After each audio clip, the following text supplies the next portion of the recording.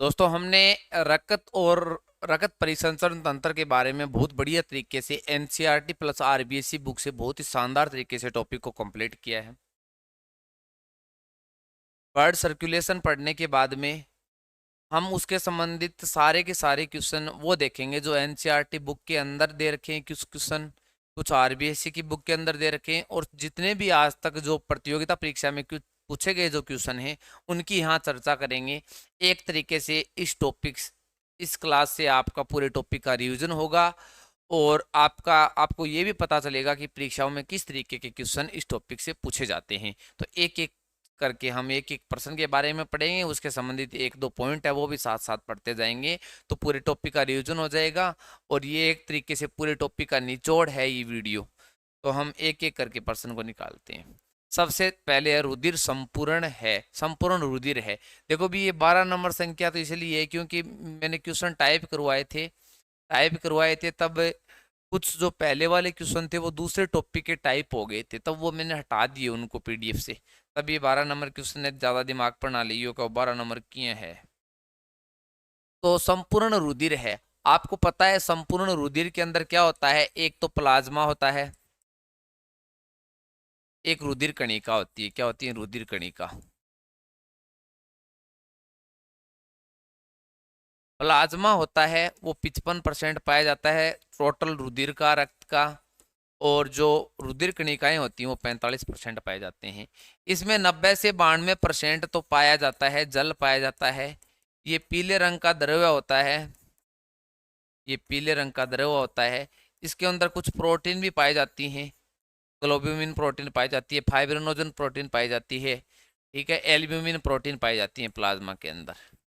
उसके बाद में रुधिर कणिकाएं 3 प्रकार की होती हैं। आरबीसी होती हैं, रेड ब्लड सेल, डब्ल्यूबीसी होती हैं, और प्लेटलेट्स होती हैं। प्लेटलेट्स आरबीसी का काम होता है रक्त के आरबीसी का काम होता है O2 का क्या करना? मुख्यतः परिवहन करना, ठीक है। डब्ल्यूबीसी का काम होता है हमें इनको डब्ल्यूबीसी को शरीर का सैनिक भी कहा जाता है, लड़ने में हमारी मदद करती है, प्रतिरक्षा तंत्र एंटीबॉडी के निर्माण में सहायक है ये डब्ल्यूबीसी। उसके बाद में प्लेटलेट्स के बारे में पढ़ा था। इनको बिंबाणु भी कहते हैं। प्लेटलेट्स के कारण रक्त का क्या जमता है? थक्का बनता है। आरबीसी का दूसरा नाम पढ़ा था इरिथोसाइट, इसका पढ़ा था ल्यूकोसाइट,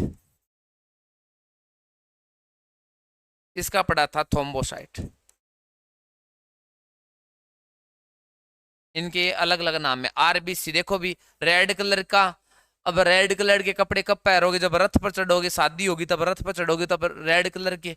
मुझे बताओ आपको लुक कौन सा बढ़िया लगता है? किसी को ब्लैक लगता है, किसी को व्हाइट लगता है। आपको व्हाइट लगना चाहिए, ठीक है ना। व्हाइट कलर क्या लगता है आपको? लुक बढ़िया लगता है। ल्यूकोसाइट व्हाइट, डब्ल्यूबीसी श्वेत रक्त कणिकाएं। प्लेटलेट्स के कारण रक्त का थक्का बनता है, थ्रोम्बोसाइट, थक्का से याद रखना थ्रोम्बोसाइट, ये इनके उपनाम है। और प्लाज्मा से जब फाइब्रिनोजन प्रोटीन को जब अलग कर लिया जाता है ना, तो बचे हुए भाग को क्या कहते हैं? प्लाज्मा के बचे हुए भाग को कहते हैं सीरम कहते हैं। तो मुझे बताओ संपूर्ण रुधिर क्या होते हैं? प्लाज्मा और कणिकाएं होती हैं। मानव रुधिर का पीएच मान कितना होता है? रुधिर का पीएच मान होता है दोस्तों 7.4। रुधिर की बात करते हैं तो ये एक स्योजी उत्तक होता है, तरल स्योजी उत्तक होता है, तरल स्योजी उत्तक होता है, ठीक है। और सामान्य मनुष्य में 5 से 6 लीटर रक्त होना चाहिए, 5 से 6 लीटर रक्त होना चाहिए। और एक यूनिट जो हम दान करते हैं वो यूनिट में करते हैं, एक यूनिट के अंदर होता है 350 ml रक्त। तो इससे निकाल लेना कि एक मनुष्य के अंदर कितने यूनिट रक्त होना चाहिए, इस लीटर को यूनिट में बदल लेना आप, ठीक है। पीएच मान 7.4 होता है तो ये हल्का क्या होता है? हल्का क्षारीय होता है। हल्का क्या होता है? क्षारीय होता है ये लवण। और कुल भार का होता है ना वो 7% रक्त होना चाहिए। कुल भार का रक्त 7% होना चाहिए शरीर के अंदर। ये रक्त का अध्ययन हीमेटोलॉजी कहलाता है। क्या कहलाता है? हीमेटोलॉजी कहलाता है। सबसे बड़ा श्वेत रुधिर कणिका कौन सी है? हमने ये पढ़ा था कि जो रुधिर कणिकाओं को 3 तरीके से पढ़ते हैं, एक तो आरबीसी, एक डब्ल्यूबीसी, और एक क्या पढ़ते हैं? प्लेटलेट्स पढ़ते हैं। तो जो हमने डब्ल्यूबीसी जो पढ़ा था ना, डब्ल्यूबीसी डब्ल्यूबीसी को 2 तरीके से विभाजित करते हैं, आपको पता है। तो एक तो कणिका में और एक अकणिका में। कणिका में ग्रेन्युलोसाइट इंग्लिश में बोलते हैं इसको, कणिका में को, ए कणिका में, ए ग्रेन्युलोसाइट। संख्या ज्यादा इसकी होती है, ये 65% होती है, ये कितने परसेंट होती है, 35% होती है डब्ल्यूबीसी की कुल। कणिका में होती है ना, कणिका में, ये कणिकाओं के रूप में पाई जाती हैं, 20 तरीके से ऊपर छोटी छोटी कणिकाएं होती हैं डब्ल्यूबीसी के अंदर, उसको कणिका में होती है। वो वापस 3 तरीके से विभाजित कर देते हैं। 3 तरीके से क्या विभाजित करते हैं कणिका में, इयोसिनोफिल्स,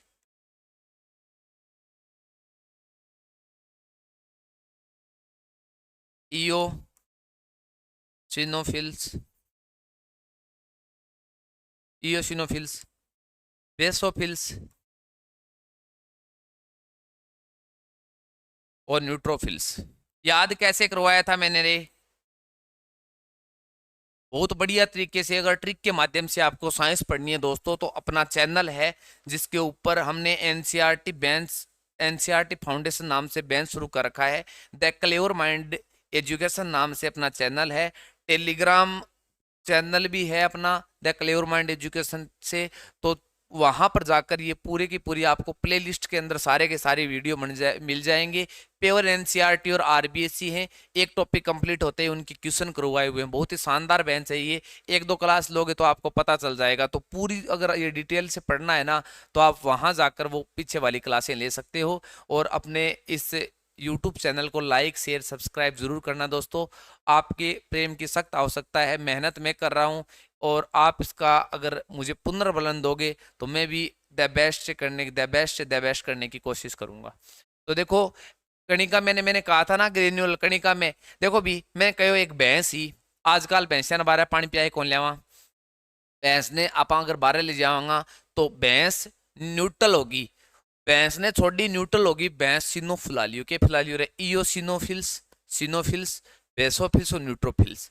ठीक है। अब देखो भी, इसी भैंस भूस होंगी आगे तो आजकल संख्या कम होने लगी। सबसे कम संख्या किसकी पाई जाती है डब्ल्यूबीसी के अंदर, बेसोफिल्स की पाई जाती है। ठीक है। और न्यूट्रोफिल्स, आजकल न्यूट्रल बहुत होने लग गया अभी, टिंगरी छोटा छोटा न्यूट्रल होने लग गया। ठीक है। तो इसकी संख्या क्या होती है डब्ल्यूबीसी की, डब्ल्यूबीसी के अंदर सबसे अधिक संख्या इसकी होती है, सबसे कम संख्या इसकी होती है।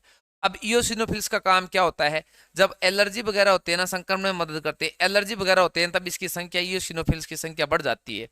और ये एलर्जी के साथ मिलकर मदद करती है भी। हमें एलर्जी वगैरह होती है तो हमें पता चल जाता है शरीर में कोई ना कोई बाहर से कोई न रोगाणु आया है, तो एलर्जी होगी, इयोसिनोफिल्स कहेगी भी कि एलर्जी है, डॉक्टर के पास दिखा के आवी। ठीक है ना। तो एलर्जी के समय इयोसिनोफिल्स की संख्या बढ़ जाती है, ध्यान रखना। बेसोफिल्स, बेसोफिल्स का काम होता है, जो हिस्टामिन होता है ना, हिस्टामिन, हिपेरिन, सीरोटोनिक, इनके श्रावण में मदद करती है। इनके श्रावण में मदद करती है ये बेसोफिल्स, इनका श्रावण करती है। न्यूट्रोफिल्स, न्यूट्रोफिल्स भक्षण का काम करती है। क्या करती है, भक्षण का काम करती है ये। रोगाणुओं वगैरह का भक्षण का काम कौन करती है, न्यूट्रोफिल्स करती है। अब बात करते हैं सबसे कम संख्या, सबसे अधिक संख्या। अब एकणिका में के अंदर मोनोसाइट और लिम्फोसाइट, लिम्फोसाइड होता है ना, लिम्फोसाइड, वो भी 2 प्रकार का होता है, बी लिम्फोसाइड और टी लिम्फोसाइड। ठीक है। मोनोसाइड होता है ना, ये सबसे बड़ा होता है, सबसे बड़ी डब्ल्यूसी है, सबसे बड़ी। और लिम्फोसाइड होता है वो सबसे छोटी है, सबसे छोटी है। सर्वाधिक संख्या किसकी है, न्यूट्रोफिल्स की। सबसे कम संख्या किसकी है, बेसोफिल्स की है। मोनोसाइड सबसे बड़ी है। इसका काम भी क्या होता है, भक्षण का काम होता है, भक्षण का। तो ये बड़ी होती है, तब भैया हम ये कह सकते हैं महाभक्षण का काम करती है ये। ठीक है, मोनोसाइट। और लिम्फोसाइड का कार्य, लिम्फोसाइड में का कार्य होता है एंटीबॉडी का निर्माण करना। एंटीबॉडी का क्या करना, निर्माण करना। ये बी लिम्फोसाइड है ना, ये महत्वपूर्ण होती है एंटीबॉडी के निर्माण में। बी लिम्फोसाइड प्लाज्मा कोशिका में रूपांतरित हो जाती है, फिर प्लाज्मा कोशिका किसका निर्माण करती है, एंटीबॉडी का निर्माण करती है। पूरे वीडियो अगर देखने हैं तो पीछे जाकर वीडियो क्लास ले सकते हो, उसके अंदर बढ़िया तरीके से डिटेल से समझाया हुआ है। तो मोनोसाइड का भी काम होता है महाभक्षण का। मोनोसाइड का आकार होता है सेम के बीज के समान, सेम के बीज जैसा होता है इसका आकार। और जो लिम्फोसाइड होता है, लिम्फोसाइड, इसका आकार होता है अंडा, अंडे आकार का होता है, अंडे आकार का होता है ये। तो इसमें बताओ सबसे बड़ी कौन सी है, मोनोसाइट है। तो मोनोसाइट। प्रतिरक्षा का सर्वाधिक संबंध किससे है भी, मैंने बताया था लिम्फोसाइड से, और लिम्फोसाइड में भी किससे है, मुख्यतः बी लिम्फोसाइड से है। अगर आप ऊंचाई पर जाओगे ना तो ध्यान रखना आरबीसी की संख्या क्या हो जाती है, बढ़ जाती है। आरबीसी की संख्या क्या हो जाती है, बढ़ जाती है। आरबीसी की संख्या क्या हो जाती है, बढ़ जाती है। निम्नलिखित में से कौन सा कथन सत्य है, सत्य कथन की श्वेताणु के अंदर रहित होता है, ये ध्यान रखना। मैं बात करता हूं आरबीसी, डब्ल्यूबीसी और प्लेटलेट्स। कार्य मैंने आपको बता दिए इसके, आरबीसी डब्ल्यूबीसी प्लेटलेट्स के। इसका जीवन काल कितना होता है, भी 120 दिन होता है। कितना होता है, 120 दिन होता है, ध्यान रखना, ठीक है। और प्लेटलेट्स का जीवन काल होता है 10 दिन, 10 दिन। और इसका होता है 1 से 4 दिन होता है, 1 से 4 दिन इसका जीवन काल होता है, ध्यान रखना, 1 से 4 दिन होता है।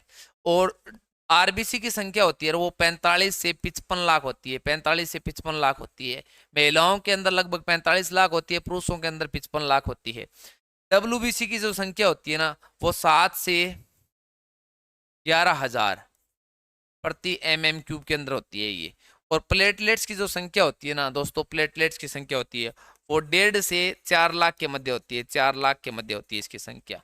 आरबीसी की अगर वृद्धि हो जाए ना, आरबीसी की वृद्धि हो जाए, जिसको बोलते हैं पॉलीसाइटोमिया, क्या बोलते हैं, पॉलीसाइटोमिया। और आरबीसी की कमी से कौन सा रोग होता है, एनीमिया रोग होता है, चक्कर वगैरह आने लगते हैं, एनीमिया रोग होता है, ठीक है। आरबीसी के अंदर हीमोग्लोबिन वर्णक पाया जाता है, एचबी हीमोग्लोबिन वर्णक पाया जाता है। केंद्रक, केंद्रक नहीं पाया जाता है इसके अंदर, केंद्रक नहीं पाया जाता है, ठीक है। आरबीसी का जो निर्माण होता है ना, इसका निर्माण होता है वो होता है अस्थि मज्जा में होता है, लाल अस्थि मज्जा में होता है, लाल अस्थि मज्जा में निर्माण होता है आरबीसी का, ठीक है। और आरबीसी की जो मृत्यु होती है ना वो होती है पलिया के अंदर होती है, किसके अंदर होती है, पलिया के अंदर होती है। इसलिए आरबीसी का कब्रिस्तान किसे कहा जाता है, पलिया को कहा जाता है।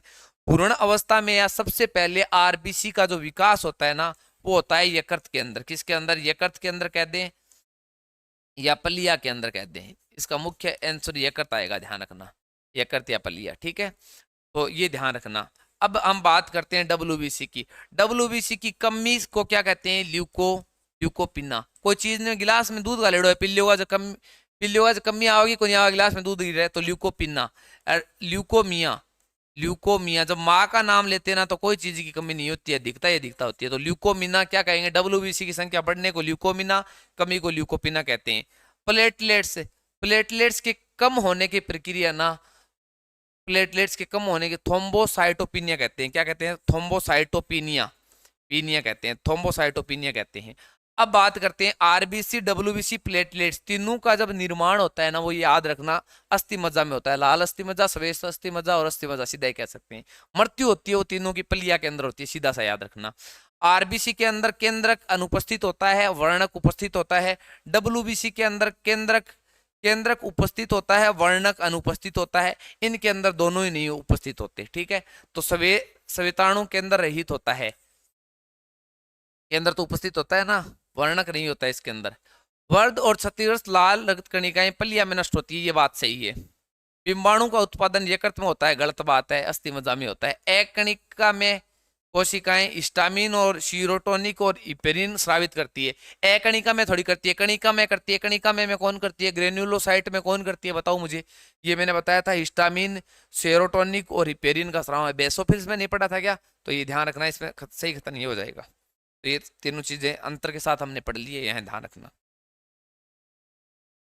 वयस्क पुरुष में आरबीसी की सामान्य संख्या कितनी होती है, 5.5 मिलियन होती है पुरुष के अंदर, महिला के अंदर 4.5 मिलियन। मनुष्य में लाल रक्त कणिकाओं का औसत जीवन काल कितना होता है, 120 दिन होता है। निम्न में से कौन सी कोशिका श्वेत रक्त कणिकाएं नहीं है, बी लिम्फोसाइड है, बिंबाणु नहीं है, बिंबाणु नहीं है। मानव रक्त का रंग लाल होता है, मानव रक्त का रंग लाल होता है हीमोग्लोबिन वर्णक के कारण। रक्त हीमोग्लोबिन वर्णक होता है ना, खुद हीमोग्लोबिन वर्णक, वो एक तरीके की क्या होती है, प्रोटीन होती है, प्रोटीन होती है, संयुग्मी प्रोटीन होती है। कौन सी प्रोटीन होती है, संयुग्मी प्रोटीन होती है, जिसमें एक समूह पाया जाता है हिम प्लस ग्लोबिन।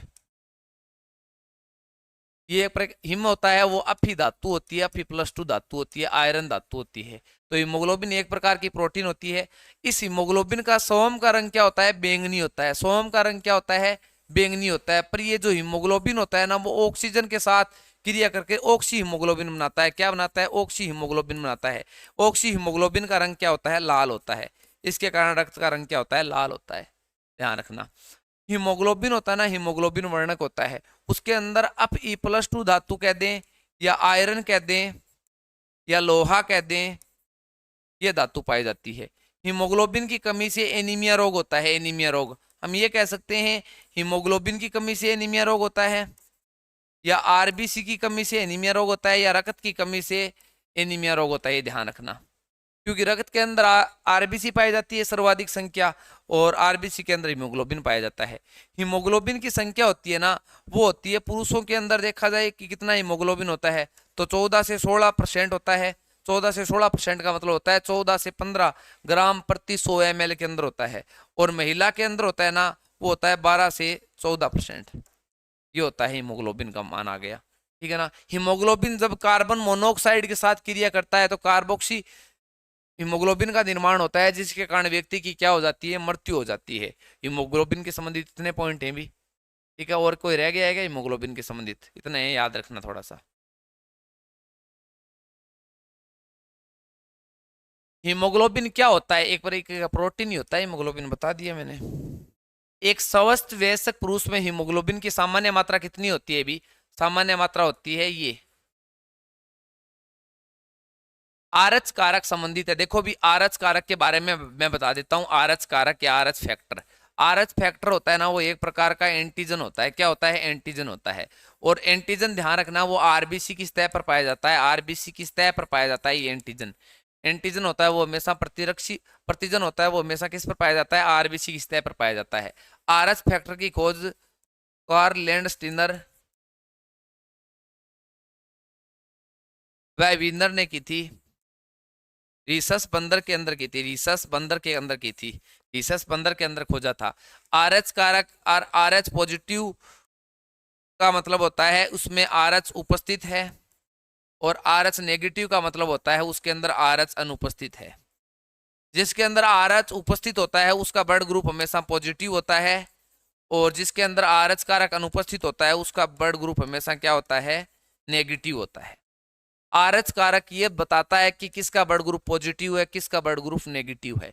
तो यहां ये ध्यान रखना, जब आरएच कारक किसी के अंदर उपस्थित है, जैसे ए के अंदर आरएच कारक क्या है? भी उपस्थित है, और उपस्थित है तो इसका A+ से दर्शा देंगे। किसी के अंदर आरएच कारक किसी रक्त के अंदर अनुपस्थित है, इसका मतलब A- से दर्शा देंगे। अब ध्यान रखना, क्या RH- वाला व्यक्ति RH+ वाले व्यक्ति को रक्त दे सकता है क्या? देखो भी, RH- वाला व्यक्ति RH+ वाले व्यक्ति को रक्त दे सकता है। RH+ वाला व्यक्ति RH- वाले व्यक्ति को रक्त नहीं दे सकता। ये ध्यान रखना। अगर विस्तृत रूप से पढ़ना है तो आप क्लास लेके देख सकते हो, पूरा बढ़िया तरीके से मेरा समझाया हुआ है। RH- वाला व्यक्ति प्लस को क्यों नहीं दे सकता? क्योंकि RH- का मतलब है इसके अंदर RH उपस्थित नहीं है, मतलब एंटीजन उपस्थित नहीं है। अगर एंटीजन उपस्थित नहीं है तो ये रक्त इसके अंदर जाएगा तो इसको पता ही नहीं चलेगा कि बाहर से कोई भी जीवाणु या कोई भी एंटीजन प्रवेश किए, तब ये दे सकता है। जब ए पॉजिटिव है तो ये एंटीजन एंटीजन इसके अंदर जाएगा तो इसको पता चल जाएगा बाहर से कोई ना कोई एंटीजन आया है, तो इसका क्या करेगा? ये विरोध करेगा। तो ये ध्यान रखना, प्लस माइनस वाला लोन चाहिए है। और आरएच कारक होते हैं वो 5 प्रकार के होते हैं। आरएच ई होता है, आरएच स्मॉल सी होता है, आरएच कैपिटल सी होता है, आरएच ई होता है, आरएच से स्मॉल ई होता है। जिसमें सबसे महत्वपूर्ण होता है वो आरएच डी होता है। ठीक है, ये आरएच कारक के संबंधित है, ये रक्त में पाया जाता है। आरएच की खोज कार्ल लैंडस्टीनर रविंद्र ने की थी। रुधिर प्रदान करने के दौरान किस समूह को व्यक्ति सर्वभोगी दाता कहते हैं? देखो भी, blood group A, B, A B और ओ, इसमें एंटीजन, एंटीजन रक्त समूह का निर्धारण करता है। इसमें एंटीबॉडी देना, ये कौन दे, किसको दे सकते हैं? लेना किससे ले सकते हैं? ये सारणी बना देता हूं मैं। देखो भी, एक ब्लड ग्रुप एंटीजन 2 प्रकार का होता है, ए और बी, और एंटीबॉडी 2 प्रकार का होता है, ए और बी। तो ए ग्रुप के अंदर ए एंटीजन पाया जाएगा, तो ब्लड ग्रुप का निर्धारण कौन करेगा? यही करेगा। बी के अंदर बी पाया जाएगा, ए बी के अंदर ए व बी दोनों एंटीजन पाए जाएंगे। ओ के अंदर एंटीजन अनुपस्थित होता है। एंटीबॉडी इसके उल्टे पाए जाएंगे भी, ए की कदी कौन पट्टा है? ए गिरी एगी, तो यहाँ बी यहाँ बी है तो यहाँ ए, यहाँ ए बी है तो अनुपस्थित है। आपको ये पूछ ले कि क्या बताओ ए बी जो रक्त समूह वाले व्यक्ति के अंदर एंटीबॉडी पाई जाती है, नहीं पाई जाती। और ओ वाला क्या होता है, ओ के अंदर ए और बी दोनों मिलेंगे। अब मुझे बताओ एंटीजन का मतलब ये होता है, एंटीजन शरीर के अंदर भी होती है अपनी, जो कि आरबीसी की सतह पर पाई जाती है। एंटीजन बाहर से भी जो जीवाणु वगैरह रोगाणु वगैरह प्रवेश करते हैं ना, बैक्टीरिया वगैरह, वो भी एंटीजन का काम करते हैं भाई। ये एंटीजन होती है वो जब शरीर के अंदर जाती है ना एंटीजन, तब वो किसको प्रेरित करती है, तब वो उससे एंटीबॉडी का निर्माण होता है शरीर के अंदर। ठीक है, तो ए एंटीजन मिलेगा तो ए ब्लड ग्रुप हो गया। तो देने का मतलब है ए किसको दे सकता है, बी ए को दे सकता है, और ए किसको और किसको दे सकता है, सर्वग्राही कौन होता है, ए बी होता है। ए बी क्या होता है, सर्वग्राही होता है, ये सर्वग्राही होता है। और ये ओ क्या होता है, सर्वदाता होता है, सर्वदाता। इसका मतलब क्या हुआ कि ये सर्वग्राही होने का कारण ये है कि ये सभी से रक्त ग्रहण कर सकता है, क्योंकि इसके अंदर एंटीबॉडी नहीं पाई जाती। एंटीबॉडी नहीं पाई जाएंगी तो बाहर से कोई भी एंटीजन प्रवेश करो उससे कोई फर्क नहीं पड़ेगा। तो ये सर्वग्राही तब होता है। ओ सर्वदाता क्यों होता है, सभी को क्यों दे सकता है, क्योंकि उसके अंदर कोई एंटीजन नहीं होती। एंटीजन नहीं होती तो किसी के अंदर जाएगा तो आगे वाले को पता ही नहीं चलेगा। तो अब ये क्या होता है, सर्वदाता होता है। तो ए को दे सकता है और सर्वग्राही है उसको दे सकता है, बी को दे सकता है और सर्वग्राही ए बी इसको दे सकता है। ये जो सर्वग्राही होता है ना, ये सभी को दे सकता है, भी सभी से ले सकता है। सर्वग्राही का मतलब होता है सभी से लेना। ठीक है, तो ये ए बी से ले सकता है, ए से ले सकता है, बी से ले सकता है, ठीक है, और ओ से ले सकता है। ये सर्वग्राही है। ओ सर्वदाता है। अरे यार क्या लिख दिया, देने की बात हो रही है। ए बी किसको दे सकता है, ए बी केवल ए बी को दे सकता है। यार गलत, दिमाग के नाक का चले गए हो। देखो यहाँ देने की बात हो रही है कि ये ए किसको दे सकता है, बी किसको दे सकता है, और ए बी किसको दे सकता है, ये केवल ए बी को ही दे सकता है। ओ सर्वदाता है, ये ए को भी दे सकता है, बी को भी दे सकता है, ए बी को भी दे सकता है, और ओ को भी दे सकता है। लेना किससे ले सकते हैं, भी ए से ले सकता है और ओ से ले सकता है, क्योंकि सर्वदाता है ओ। ये बी से ले सकता है और ओ से ले सकता है। ये ए बी से ले सकता है, ए बी वाला, और ओ से ले सकता है। ये ओ वाला है ना, वो केवल किससे ले सकता है, ओ से ले सकता है, और किसी से नहीं ले सकता। तो ये सारणी थोड़ी सी ध्यान रखना, बस यहाँ से प्रश्न आते हैं। तो सर्वदाता आ जाए ना। अब बात करते हैं ओ होता है ना, ओ बड़ू ग्रुप, वो सर्वदाता होता है। ये ओ सर्वदाता होता है। फिर भी ओ पॉजिटिव और ओ नेगेटिव में पूछ ले कि सर्वदाता कौन सा होता है, दोनों में मुझे बताओ। ये ओ नेगेटिव किसी को भी दे सकते हैं ना, ओ पॉजिटिव को भी दे सकते हैं, पर ओ पॉजिटिव ओ नेगेटिव को नहीं दे सकता। यहां तो केवल ये सीधा बात कर रहे हैं, नेगेटिव पॉजिटिव की बात करते हैं आरएच कारक के अंदर। तो ओ पॉजिटिव ओ नेगेटिव को नहीं दे सकता, पर ओ नेगेटिव है ना, वो सभी को दे सकता है। तो इसमें दोनों में अगर पूछ लिया जाए ना कि सर्वदाता कौन है, तो कौन सा आएगा, ओ नेगेटिव आएगा। और सर्वग्राही इसमें पूछ लिया जाए तो, ए बी पॉजिटिव होगा ना, वो होगा सर्वग्राही मुख्यतः। एक व्यक्ति दुर्घटना में घायल हो जाता है, उसमें रक्त समूह की जांच के लिए समय नहीं है, तो वो किसका ब्लड ग्रुप ले सकता है, एक तो ओ सर्वदाता है, बिंगोलेस का है, और एक आरएच कारक क्या होना चाहिए उसका, नेगेटिव होना चाहिए। क्योंकि आरएच कारक नेगेटिव होगा तो उसके अंदर एंटीजन नहीं होगी, एंटीजन नहीं होगी तो रक्त बाहर से आएगा तो कोई पता नहीं चलेगा। एंटीजन निर्धारक निम्न में से किस, एंटीजन और एंटीबॉडी एक निश्चित भाग में जुड़ते हैं, वो एंटीजन निर्धारक है ना, वो उसको वो प्रतिजन वाले भाग को ही कहते हैं। और इसमें जो आईजीजी है ना, आईजीजी ये एंटीबॉडी होती है, ये माता के गर्भाशय में भी चली जाती है, गर्भाशय में भी ये मदद करती है, ध्यान रखना, गर्भ धारण में मदद करती है ये आईजीजी। आईजीएम होती है ना, आईजीएम, उसका निर्माण सर्वप्रथम होता है, सबसे पहले शरीर के अंदर आईजीएम का निर्माण होता है। आईजीए होता है ना, वो माता के दूध में पाई जाती है, ये माता के दूध में पाई जाती है। ये क्या होता है, आईजी होता क्या है, इम्यूनो ग्लोबिन। ये एक तरीके की क्या होती है, एंटीबॉडी होती है, ये एंटीबॉडी होती है, ध्यान रखना, ये तरीके एंटीबॉडी का दूसरा नाम है ये आईजी। प्लावी कोशिका होती है, प्लाज्मा कोशिका को बोलते हैं प्लाज्मा कोशिका। जब शरीर में बाहर से एंटीजन प्रवेश करता है ना, जब बाहर से एंटीजन प्रवेश करता है शरीर के अंदर, तब अपनी बी लिम्फोसाइड होता है ना, बी लिम्फोसाइड कोशिका, बी लिम्फोसाइड होता है ना, वो प्रेरित होती हैं और वो प्लाज्मा कोशिका में रूपांतरित हो जाती है। कौन सी कोशिका में? वो प्लाज्मा कोशिका में रूपांतरित हो जाती हैं। फिर ये प्लाज्मा कोशिका किसका निर्माण करता है? एंटीबॉडी का निर्माण करती हैं। ये एंटीबॉडी का निर्माण करती हैं, ये ध्यान रखना। यही है वो प्लाविका कोशिका, ठीक है। प्रथम उत्पादित कौन सी है? आईजीजीएम। गर्भ रक्ताणु को रखता एरिथोब्लास्टोसिस।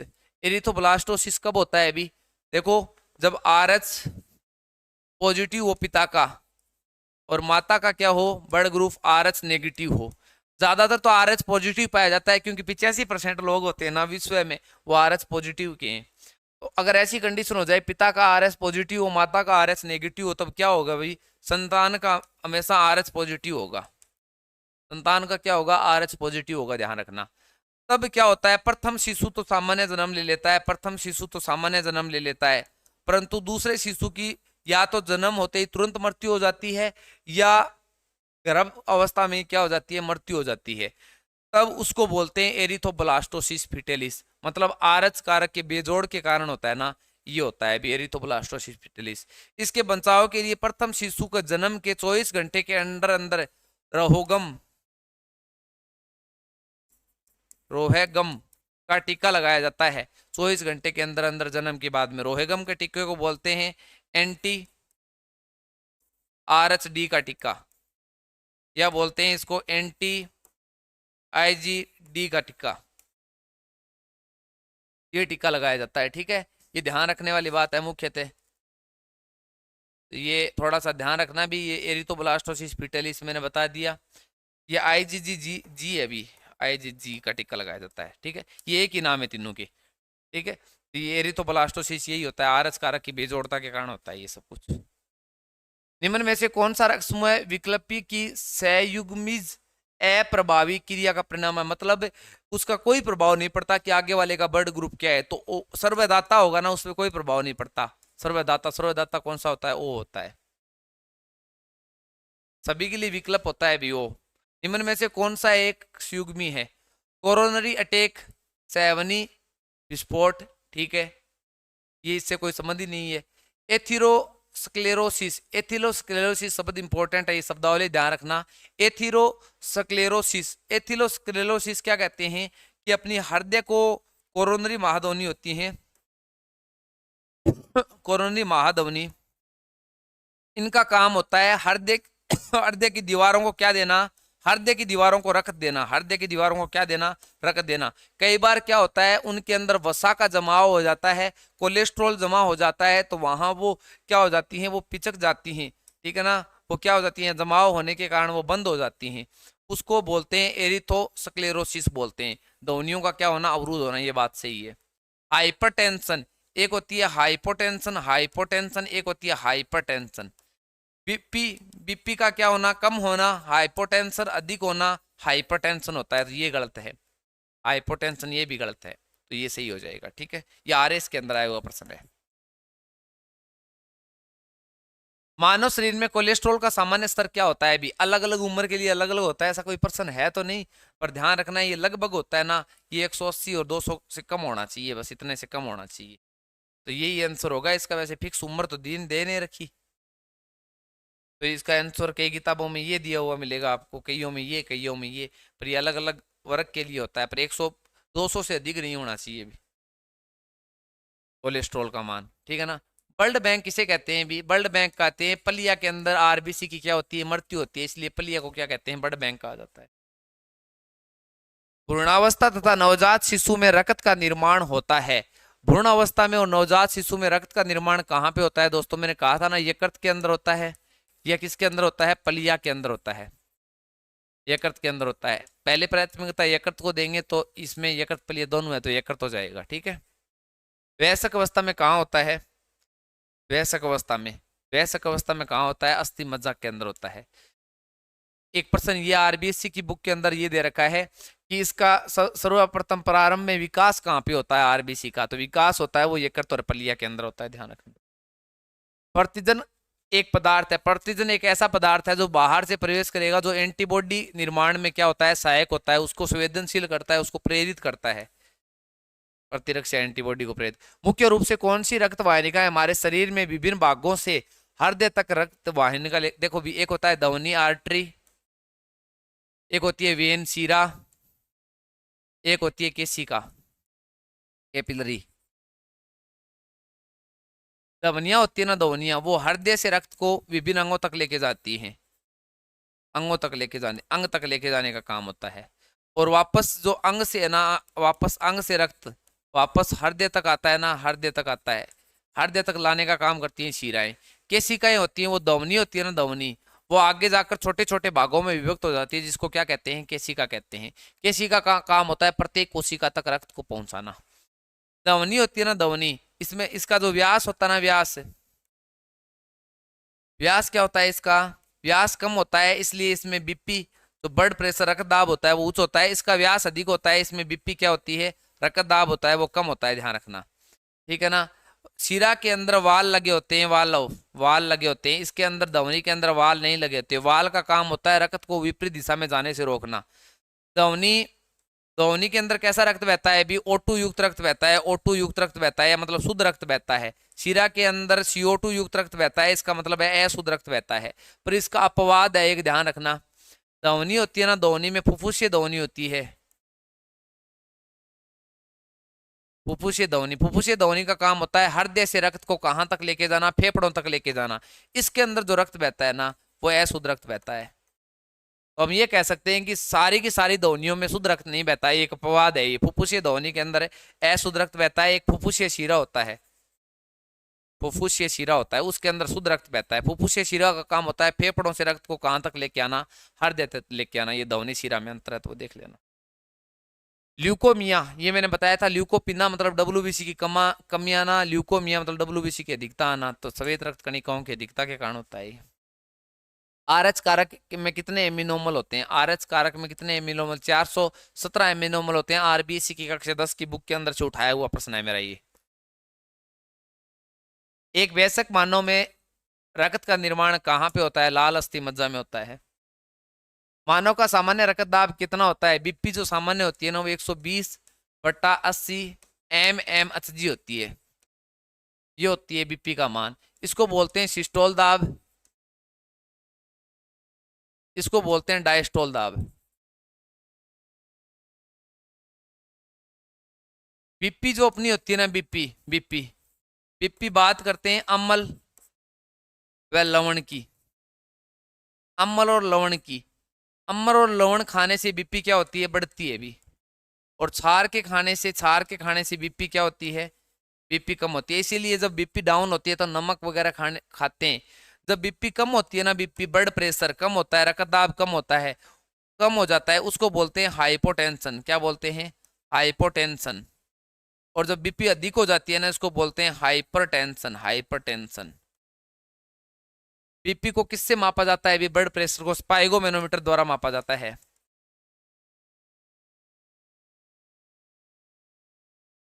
स्पाइगोमेनोमीटर द्वारा मापा जाता है। बीपी है ना, वो ध्वनि के माध्यम से मापते हैं, ब्रेकियल, ब्रेकियल ध्वनि, ब्रेकियल ध्वनि के माध्यम से मापते हैं, ठीक है। बीपी को मापते हैं तब यहाँ पे होती है ना ब्रेकियल ध्वनि। स्पाइगोमेनोमीटर आपने सुना है। स्पाइगोमेनोमीटर की खोज किसने की थी, स्पाइगोमेनोमीटर की खोज रीवा व रिस्की ने की थी, रीवा व रिस्की ने की थी। ये मैंने सारा बता दिया है अभी। इसके अंदर देखो 120/80 कहीं दे ही नहीं रखा है अभी, ये गलत छपा हुआ है। ब्लड ग्रुप का वर्गीकरण खालिस्तान आधार पर किया जाता है, एंटीजन के आधार पर किया जाता है, तो एंटीजन एंटीबॉडी के आधार पर किया जाता है। निम्नलिखित में से कौन ऑक्सीजन युक्त वहन करता है, ऑक्सीजन युक्त रक्त कौन वहन करता है, मतलब O2 युक्त रक्त कौन वहन करता है। O2 युक्त रक्त करती है धमनी वहन, कौन करती है, धमनी करती है, ठीक है। तो O2 युक्त धमनी कौन सी है, देखो superior vena cava, vena cava का मतलब होता है महाशिरा, वेना कावा को इंग्लिश में कहते हैं महाशिरा, ठीक है ना। तो ये नहीं करती, इसमें अशुद्ध रक्त बहता है हमेशा। Inferior vena cava, vena cava होगी नहीं, ठीक है। कोरोनरी साइंस, कोरोनरी साइंस होती क्या है ये मुझे बताओ। ये सबसे बड़ी नस होती है, सबसे बड़ी नस होती है ये हृदय पेशी की, हृदय पेशी की सबसे बड़ी नस मानी जाती है, बड़ी नस मानी जाती है ये, ठीक है ना। इसका काम यही होता है, जो कोरोनरी जो साइंस का काम यही होता है कि ये हृदय पेशी से से रकत को है ना, रकत को दाई दाहिने आलिंद में लाने का काम करती है, दाहिने आलिंद में लाने का काम करती है। अब मुझे बताओ, किसी अंग से रक्त जब हृदय के अंदर आएगा तो वो शुद्ध रक्त आएगा या शुद्ध रक्त आएगा? ये CO2 युक्त रक्त आएगा, मतलब ये अशुद्ध रक्त आएगा। कैसा रक्त आएगा? अशुद्ध रक्त आएगा। और ये जो स्पी जो इन जो होती है ना, वो कोरोनरी साइंस होती है, कोरोनरी साइंस होती है, कोरोनरी जो साइंस होती है ना, इनके जो एक छिद्र होता है उसको भी यही नाम देते हैं, कोरोनरी साइंस छिद्र बोलते हैं उसको। ठीक है, तो ये आएगी तो CO2 युक्त रक्त बहेगी, तो इनमें से कोई नहीं है, इनका आंसर हो जाएगा।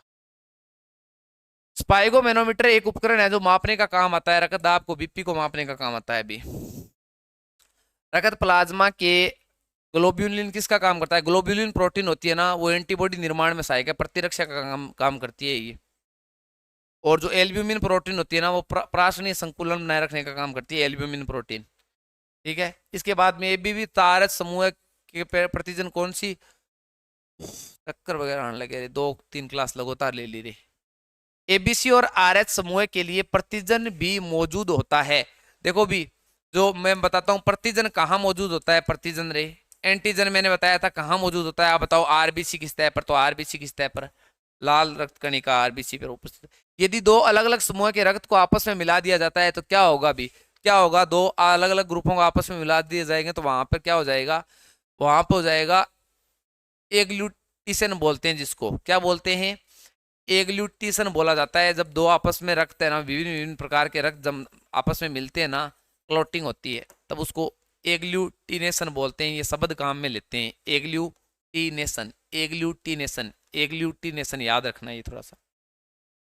एरिथ्रोब्लास्टोसिस पिटेलिसी कब होता है? अभी जब पति का क्या हो? RH पॉजिटिव हो और पत्नी का क्या हो? RH से नेगेटिव हो। पति का RH पॉजिटिव, पत्नी का RH नेगेटिव।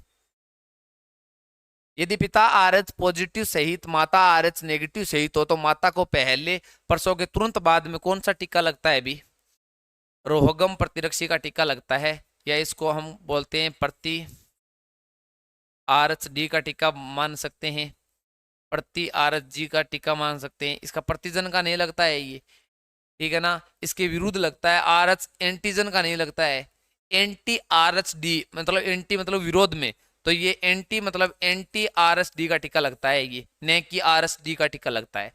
एंटी RHD का बोल सकते हैं, रोहगम का बोल सकते हैं आप, IgG एंटी IgG का बोल सकते हैं, एंटी IgG का टीका। माता 24 घंटे के अंदर अंदर हो लगता है, ये ध्यान रखना, पहले शिशु के तुरंत 24 घंटे के अंदर। माता गर्भस्थ शिशु RH रक्त प्रकार की विसंगति की समस्या उत्पन्न हो जाती है। कब उत्पन्न होती है? भी वही होती है, मैंने बताया था, पिता का RH पॉजिटिव, माता का RH नेगेटिव, संतान का RH पॉजिटिव होगा, बस इस देख लीजिए।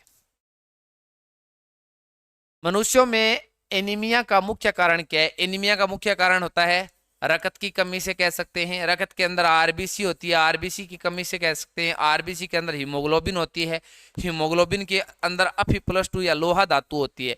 इन सभी की कमी के कारण कौन सा रोग होता है? एनीमिया रोग होता है।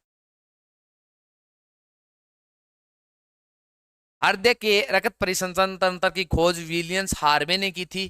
किसने की थी? विलियम्स हार्वे ने की थी। रक्त परिसंचरण का अध्ययन कहलाता है एंजियोलॉजी, एंजियोलॉजी। रक्त का अध्ययन हिपेटोलॉजी, हिमेटोलॉजी, सॉरी हिमेटोलॉजी। हृदय की पेशी होती है, हृदय की पेशी क्या होती है? ऐच्छिक होती है, अनैच्छिक होती है? भी अनैच्छिक होती है पेशी, और कैसी होती है? रेखीय होती है। हृदय में थेम्बिशियन वाल पाई जाती है। थेम्बिशियन वाल कहाँ पे पाई जाती है? भी थेम्बिशियन वाल वही है भी